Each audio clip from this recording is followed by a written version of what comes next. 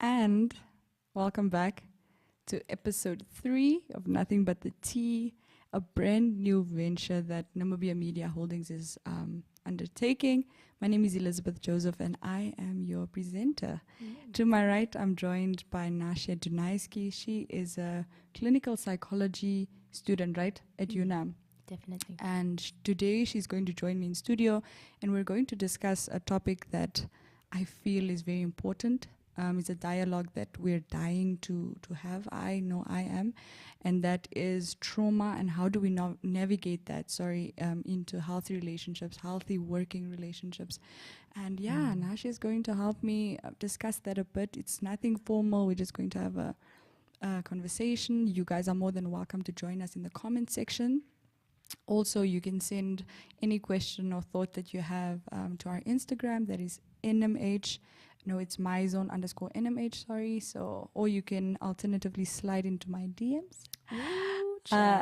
Yeah, you are allowed to. Please keep it PG. And then you can ask me whatever you want to. And also you can engage us there. Right, Nashya? Awesome. Hi, yo, what's up? I'm Nashya. I'm a master's in clinical psychology major, so a psychologist in the making.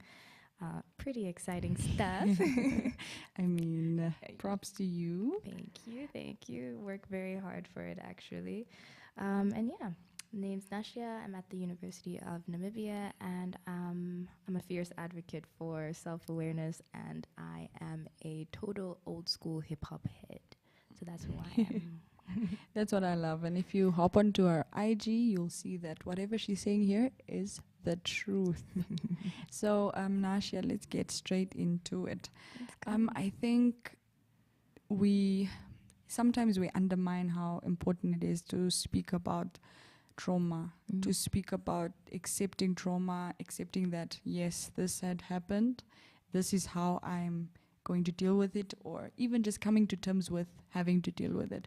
Can you start us off with what is trauma and how does that psychologically affect a relationship? It can be anything, with your parents, with a partner, with a friend, maybe. Okay, so I'll say what I believe trauma is. And I believe trauma is an interpretation of a certain event that has caused you distress. I say interpretation because there are multiple events that happen around us in our day-to-day lives, but there are only certain events that we internalize and we're like, no, that didn't sit well with me, or our brain chemistry is like, nah, that did not sit well with me, and so therefore a trauma can arise. And the effects of trauma can be, well, in a clinical sense, the effect of traumas can be that you can develop attachment issues. So,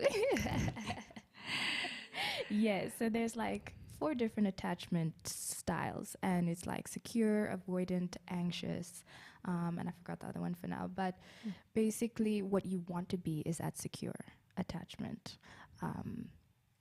And then, other than that, trauma can cause panic attacks. It can cause flashbacks of the event or so forth. It can trigger thoughts of suicide. It can trigger anxiety, depression, all of that stuff. But more interpersonally in a relationship, and maybe let's say betrayal trauma, I think that can really cause you to sort of develop a low self-esteem. It can possibly make you more susceptible to wanting external validation. It can definitely cause or affect, I want to say affect, because your abandonment issues could be a cause of the attachment issues that you've developed with your caregivers or your parents and so forth, and that can come through to a relationship. I also want to say anger. There's guilt and the shame, and then intrusive thoughts, and numbness as well. Yeah. One thing that I want to mention is, do you think, or I want to ask rather, do you think that sometimes a smell or a sound or a an object can like immediately remind you of a trauma. Say, for example, you didn't know that that happened to you, or you kind of like numbed, you kind of just blocked it all out.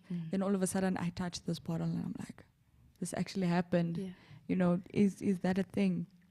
That is 100% a thing.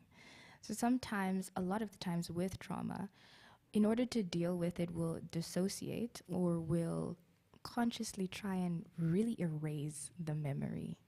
And then certain things, certain triggers, as we say, can cause that. A smell or a certain thing that maybe your partner does or your friend does or your friend says can remind your brain or your unconsciousness of that trauma that you experienced, and then you can go full force into the whirlwind of all the effects of trauma. Yes, definitely. Like, I think when we spoke some time ago, you also explained that at that moment you have, for any action there's an equal reaction. So now, what could some of those reactions be? Because you mentioned you could have these, you could lash out at your partner or your friend, or you could just start crying, or you can just, as you said, internalize everything.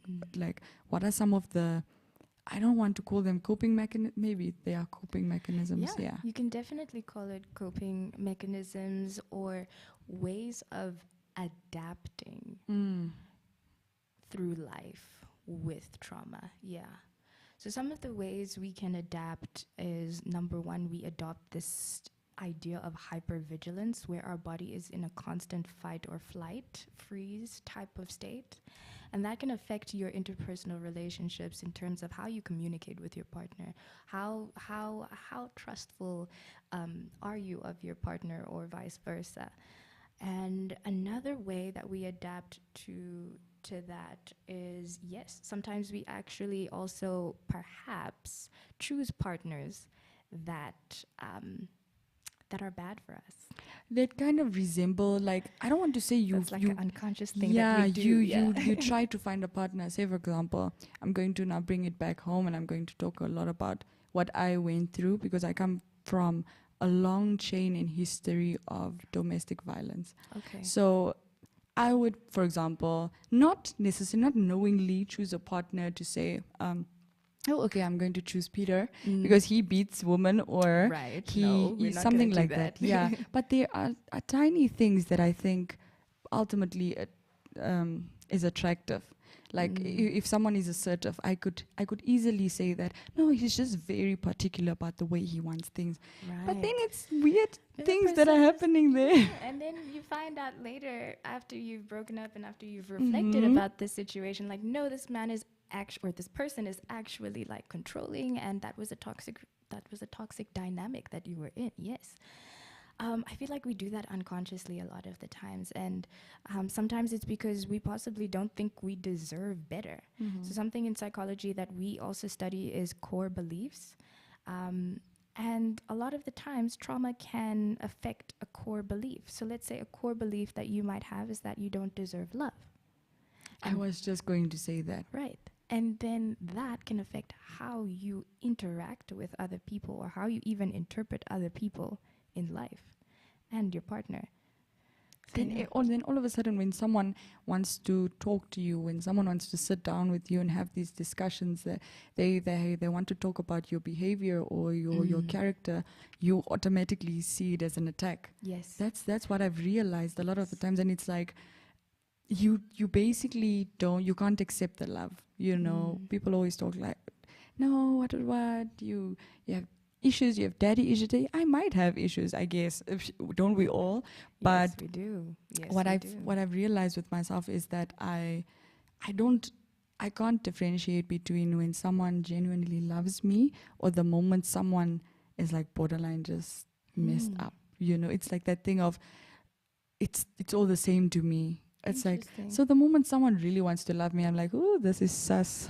Like, no, I gotta get out of here. That is a core belief coming to life. Right? That is you sort of sabotaging, sort of pushing that person away, sort of being like, nah, but like it can't be. It cannot be true, because no, this is what I have been used to. This is what I believe, and what you believe is not necessarily good for you, but that's unconscious. You don't really see it a lot of the times. But yeah. Until you sit with yourself, I think it's what's uncomfortable is not the fact that I know I have issues. Okay, that's okay. But I think I don't know about the viewers or you, but I think a lot of the times with me, it's a thing of sitting with yourself and being real with yourself. That's a lot, but I think that needs to be done. How important do you think that is for self-awareness, for your growth, mental health, your emotional stability? How important do you think that is? I personally, I actually think it's the only way. The only way to get through things is to actually sit with it and just allow yourself to feel. Allow yourself to feel all the emotions, all the roller coasters, everything. And honestly, I think that's actually a part of therapy that is really useful. Just being able to sit with your feelings and be like, yeah, this is it, and not avoiding that, because I think avoiding certain feelings also perpetuates more pain in the future as well. Something that I heard in conjunction to that is, I don't know, it was probably a movie or Pinterest, I don't know, but it was basically, it said this: sit with your emotions and exhaust them. Then after that, get up and tackle the world, type of thing. I'm just paraphrasing, but that was basically it. Exhausting your emotions and understanding that I've finished feeling this. You know, I've cried as much as I could cry. I've dealt with it. I've been angry about this thing for so long. Now I've exhausted it and let's check for it. I love that. I'm a fierce advocate for that, by the way. I'm a fierce advocate for truly marinating in your feelings until you've finished it, until you've exhausted it, until it's done, it's expired, and then you can start a new leaf, a new chapter, and be like, okay, let's see what else. Sit there for a year thinking, finish your emotions, then pick yourself up and then march on. Yes. Then charge into your adversaries, I want to say. No, a lot of people, actually, that might not be very easy for a lot of people as well. Yeah. So it's just to be mindful of those people that take a little bit longer to because my time is not your time. 100%. And healing journeys are so different to every single Someone one. could take, I actually want to touch on that just now, how do you know you've healed? Because some people some people are serial lovers. I'm not just talking about romantic relationships. You're calling me out because I'm a serial monogamist, by the way. I think I'm worse. Because people would be like, Elizabeth, you only got out of this relationship 2 months ago. And I'm like, and? Exactly. I'm okay. I'm ready for this. So how do you know whether you've healed? We discussed this before, and I want to not let it slip our minds. So healing and survival. Okay, let's get to that after, how you know possibly that you've healed from a certain trauma, or that you've healed and you can get into a healthy relationship, or you can help start build a healthy relationship. I think it comes from the things that we spoke about, which was possibly communication. Are you afraid of communication with your partner, or are you accepting of the communication with your partner? Can you sit down and start talking about what went wrong, what you argued about, and can you reflect about those issues? And then another way of healing, or another thing that I think is really significant is, and personally this is what I experienced. My sister sat me down after I broke up with a long-term relationship. And I got into a new one, and I was like, I don't think I can actually be with this person. And then my sister told me, please don't put your trauma or your past or what someone else did to you onto this person. I was like, all right, I have to sit with that for a little while. So I sat with it and I thought, okay, the ways in which I'm not showing up to a healthy relationship is that I'm not easily trusting of the person. So I'm like, okay, but I'm just gonna sort of not put myself fully in it because I don't trust you. And I think a sign of the fact that you're healing is that willingness to want adopted. When I was healing from a breakup, was this idea of romantic friendships. I never actually put any effort into my support system, my friends, my family. It was more so like we talk, we're cool, blah blah blah. Same time next month. Cool. Wait, what's Got your you. sign? What's your star sign? Aries. What are I'm you? just about to take off my headphones and walk. I'm an Aries. No. Yes. And that's, oh my God. And that's why I feel like everything you're talking about, I'm just like, this girl, you probably went through my profile and saw there's some work. But anyway, yeah? What you Yes. saying? I never put effort into my friendships and things like that. So I'd be like, hey, what's up? Cool. Same time next week, same time next month. Got you. But when I broke up with this long-term relationship and I was trying to heal, I was like, okay, the things that I was doing for my romantic partner, why can I not do that for my support system? And those simple things are getting gifts, buying flowers, going out to dinner or going out to lunch, going to see a a movie. movie. It's simple things that Yeah. I only reserved for my romantic partner. And I was like, nah, let's expand this. Maybe that will also help me. So I did. I started like really just delving deeper into my friendships. And that healed me, I feel. I can say that healed me because I was giving love and I wasn't afraid to give love. And I think giving love in itself is also part of healing. I love that. A colleague of mine, very close to my heart, told me that she always uses this phrase that I have so much love to give. And she does that.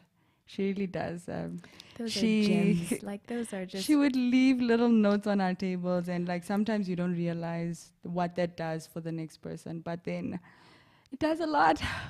it does. It really does a lot. So you saying that does. allows me also to know that, look, it's okay to give love, and it's okay to, because I do that. In a lot of my romantic relationships, I'll just completely not cut off, but I'll not spend as much time with the people that I love. I would not call or text as much as I would my romantic partner. Like Right. there I go ham, like call after call after call after text after text. Now with, say for example, my sister or my brother or my friend that used to be like my best friend, I just text or call once every month. Like, hey, what's up? You're still alive? Bye. You know? So you saying that, that's really profound for me. That really allows me to see things from another standpoint. I'm happy that Oh you my God, experienced guys. that as well. It's a lot here in the studio. While we're on the topic, let's discuss how do you go about that conversation? Once, like what you said, you had to sit with it, you had to ruminate. You, after your sister spoke to you, you sat with it. Sat and reflected. How do you then go about telling your friend or your partner or someone, hey, right now, this is what's happening. This is what I'm going through in my mind. This is what I'm compartmentalizing. How do you then? Is that an easy conversation? Not really always easy conversation, but then It depends actually if it's an easy conversation or not. It sometimes also depends on how the person accommodates you in that space. But I think first I have to place the importance on the introspection aspect of it, reflecting on how you feel. What's your aim? Do you want to heal or do you want to stay in where you are? But you have to definitely ask yourself a lot of questions first and answer those questions, and then you can come to the next person and be like, okay, I'd like to sit down. But I think most of all, you have to first make sure that you build a trusting space with this person, a trusting relationship with this person. Maybe view the person's values and ethics as a human being. Do they value privacy and confidentiality? Are they empathetic? Are they compassionate? Evaluate those things before you maybe sit down, because sitting down with someone can either be an amazing experience or it can The worst. turn to, the worst. Yeah. So yes, introspection, evaluating that person as a human being, and then creating that safe space and building that trust with that person first before you fully disclose yourself. And also, I feel like the environment. Yes. I think you're not going to have a deep conversation in Brewers Market. You're like, hey, Please. listen, Please by don't the do way. that. Please don't do that. Like, by the way, we're trying to party. I've had people. Oh my goodness! I don't know if you'll know yourself, but this is you. So we would like go out on a lighter note, guys. So we'd go out, and then this person is probably dealing with something. So with a guy, and she'll be like, "Oh, Elizabeth, let's go out." Da, da, da. And I'm like, "Oh, I'm always down for a good time, and let's go." And if I can listen to you, that's also a plus. But then first, let's go dance, and then when we are in a vibe, then let's talk about it. Now your girl will come to me on the dance floor, and your prize just there talking about her things. That time I'm like, "Do you want to sit down?" And she's like, "No, on the dance I just floor, want to be here." Oh my goodness! And I thought maybe there's no better time like right now. That's just That a is lot. valid. There is no better time than right now. But also maybe if you're constantly, or if not constantly, but if you're having conversations like that in settings like that, I would question, do you have or make spaces that are more like private and calm, or do you ever like text your friends and like, hey, can I sit with you, I really need to talk? Do you constantly just go out to avoid certain feelings, and then you go Yeah. spill it on the dance floor because you didn't possibly deal with it before? Because once there's quiet, it's like you have to do it. It's like that's now the moment. And that's why Right. a lot of people, someone used to tell me, no, because I sleep with the TV on and I can barely sleep in my own room. I always fall asleep in front of the TV. And they're like, yeah, it's because you have issues and you're afraid of silence. I'm like, maybe I am afraid of silence, but maybe I also just want to watch a movie before bed. But that got me thinking, could that be a way for some people to deal or cope or survive in chaos? So 100%. you're just so afraid of the silence because you know this is now the time that I'll have to deal with this. Or, do you think 100%. that? I thought I was crazy. No, you are definitely not crazy, and we definitely need to reframe the idea or the connotations that we have with that word crazy. Yeah, woo-ha, no. Yeah. But no, you are definitely not crazy for wanting to have the TV on while you sleep or trying to avoid silence because, I mean, look, what we deal with in life is really hard. And it's okay for you to want to break from those feelings. It's okay if you want to just go out and not think about it for a bit. It's totally okay. But I think where it comes in as a problem is if, it's been 3 months and you're like, consistently, you haven't dealt with the thing that happened 3 months ago, but for the past 3 months of your life, all you remember is avoiding and trying to, or avoiding or trying to fill the void with something else. then it becomes an issue. Yes. And I'm only saying this for the health of others, because I think if we don't ever sit down with any of our thoughts or any of our feelings, then how? Yeah. How are you And it's navigating just, life? life is just not going to be easy for you at all. Because what you said is everything's so heavy. Like a lot of the things are just so heavy. You think you're going home after a long day, then you go and you probably Might so go now to where? the thrive, and that's a problem. But where do we have spaces where we can just be accepted and speak and so forth? I think there's something that's fascinating to me is this. I know you'll know this. So, is it Secret Sunrise? Whatever? Yes, I'm actually a facilitator for. I saw that on your Instagram and I was like, what is this? It looks so freeing. It looks so... it's pretty great actually, if I say so myself. But I mean, but yeah, so Secret Sunrise is this franchise. It's a global franchise actually, and so it's also in Namibia now. And basically, it promotes sharing joy, meditating, and dancing. Like dancing is the main aspect of it all.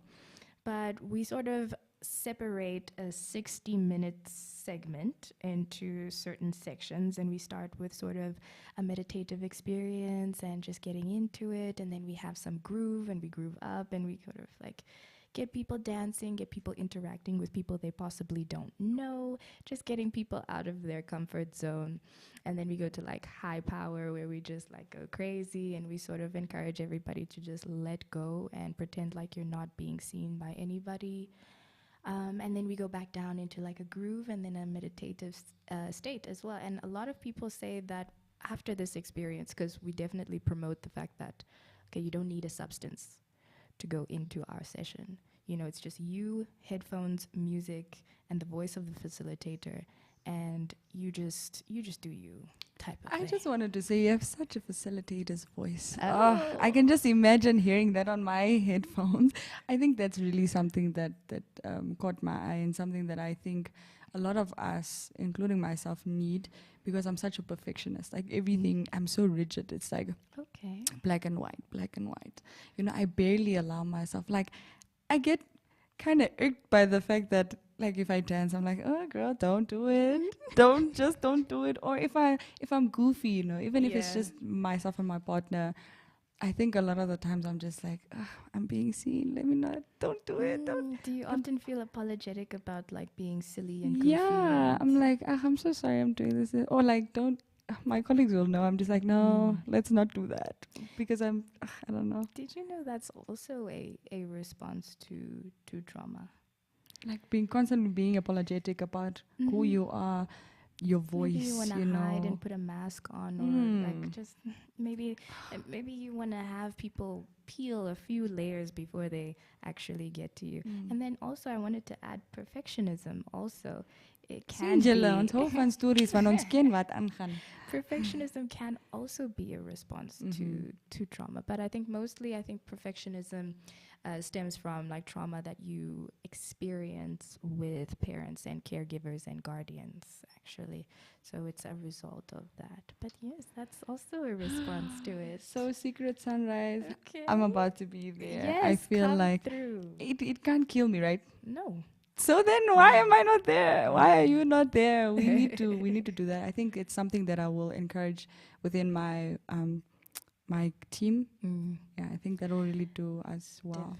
Definitely. We actually spoke about sometimes Namibia or Windhoek not having safe spaces or other types of places and spaces. And I think Secret Sunrise is a great space for, okay, we don't have to go out drinking and then go home, wake up hungover the next day. We can stop by Pizza Inn. Shout out to Pizza Inn. Stop there and then come and go home. It's all the same things. And then there's always drama on the way home, or She something knows. happened at the club, so we gotta go home. But yeah, I think Secret Sunrise really facilitates that type of space where we don't need drama, and you can rather just be yourself. And if you need to cry, you can cry. If you need to laugh, You know. yeah. I need to look at the dishes and say, you know what, Satan, not today. I'm going to do you tonight or tomorrow. I don't have to stress about it right now. The dishes, not the dishes. No, but like that's just one thing, one of the many things. But Understandable. thank you so much for being here. Do you have any further thoughts? Do you want to share something else with us? I think we can also maybe touch a little bit on that healing and surviving thing. Oh yeah, we never got back to that. Okay. Perhaps, what is your definition of survival or surviving? I think there's a thin line between having healed or having just accepted it, or you're going through it. You're basically just surviving, and then you've like programmed yourself to. It sort of becomes normal. So it's like a normal thing. So I don't even know that I'm hurting or I'm still traumatized by this, because it's become so much a part of my life that it doesn't come up anymore. I think there's a thin line, but survival at the end, I think it's just just having said, you know what, it is what it is. Let me just do it. I hate that phrase, but I also love that phrase. Yeah. It is what it is. Literally, I think it is what it is sums up what survival is. It's like, okay, I'm here. This happened. I mean, you know, job is job. Just continue. Just continue. What? And then healing. Healing is definitely very different from survival because healing is very intentional.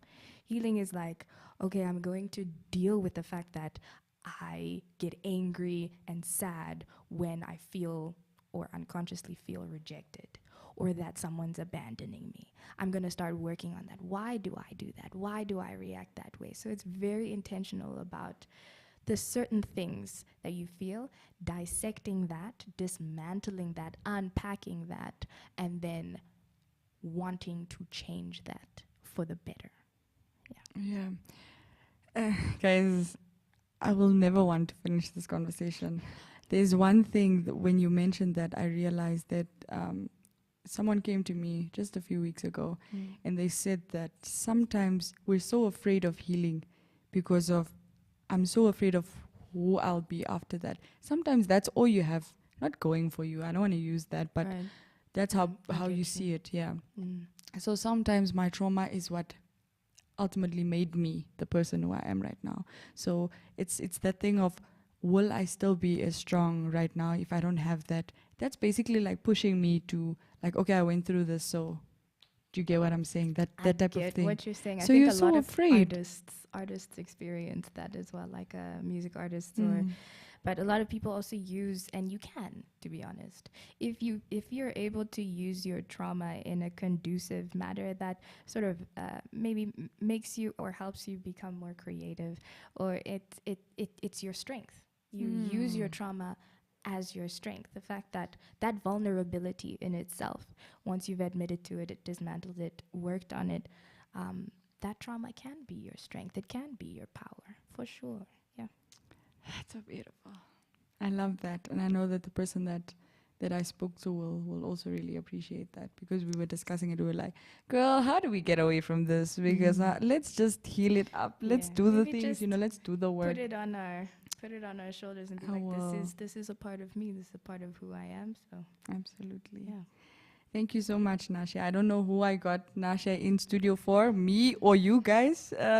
Comment, like, subscribe, and let us know what you guys thought about the discussion. What do you guys want us to touch on again? And yeah, please slide into my DMs. I will not reply after 8, sorry. But slide in those DMs. I love those boundaries, by the way. Set them. Yeah, so just slide into my DMs or in the comment section and talk to us and tell us what you liked about this conversation and what are some of the things that you'll take away from it. Awesome. Yes. I loved it. And you guys will see me at Secret Sunrise. Oh, yes. I think I'm going to give you a free ticket for the one that you would like to attend. Stick to me. Stick with me, guys. I'll make you famous. Yes, please, man. Me, yeah. So thank you, Nashya. Thank you so much for your time. Thank you so much for being transparent and vulnerable with us. I think that's something that we really are proud of on the show. We really allow the viewers to see who we are, and yeah, we're just real here. Only real will recognize the real. Yes. So yeah, until next time, that is it from me. Thank you. Thank you for having me. It's truly a privilege, and I love what you're doing here. It's truly, truly transparent, and it's fresh. I love it. Cool. So thank you for that. You're welcome. All right, see you guys on the next episode. I'm not going to tease what we're going to talk about, but stay on our socials to see what the next episode will be.